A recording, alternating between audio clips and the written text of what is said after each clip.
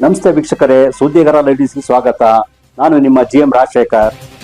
ನಗರ ಗ್ರಾಮೀಣ ಪತ್ರಕರ್ತರಿಗೆ ಸವಲತ್ತುಗಳನ್ನು ನೀಡುವಂತೆ ಹಾಗೂ ಸಮಸ್ಯೆಗಳ ಬಗ್ಗೆ ಗಮನ ಹರಿಸಿ ಪರಿಹಾರ ನೀಡುವಂತೆ ಕರ್ನಾಟಕ ಮಾಧ್ಯಮ ಪತ್ರಕರ್ತರ ಸಂಘ ರಾಜ್ಯಾಧ್ಯಕ್ಷ GM ರಾಜಶೇಖರ್ ನೇತೃತ್ವದ ರಾಜ್ಯ ಸಮಿತಿ ಪದಾಧಿಕಾರಿಗಳು ವಿಧಾನಸೌಧದಲ್ಲಿ ಮುಖ್ಯಮಂತ್ರಿಗಳ ಮಾಧ್ಯಮ ಸಲಹೆಗಾರರಾದ KV ಪ್ರಭಾಕರನ್ನ ಭೇಟಿ ಮಾಡಿದ್ರು.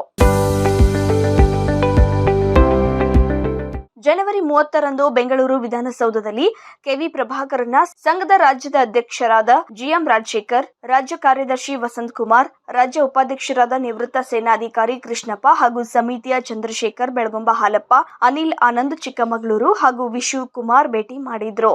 ನಗರ ಗ್ರಾಮೀಣ ಪತ್ರಕರ್ತರ ಸಮಸ್ಯೆ ಹಾಗೂ ಸಂಕಷ್ಟಗಳ ಬಗ್ಗೆ ವಿವರ ನೀಡಿದ ರಾಜ್ಯಾಧ್ಯಕ್ಷರಾದ GM ರಾಜಶೇಖರ್ ಅವರು ಮುಂದಿನ ದಿನಗಳಲ್ಲಿ ಪತ್ರಕರ್ತರಿಗೆ ಶಕ್ತಿ ಯೋಜನೆಯ ಬಸ್ ಪಾಸ್ ಸೇರಿದಂತೆ ಪತ್ರಕರ್ತರ ಭದ್ರತೆ ಹಾಗೂ ಸವಲತ್ತು ನೀಡುವಂತೆ ಮನವಿ ಮಾಡಿದ್ರು.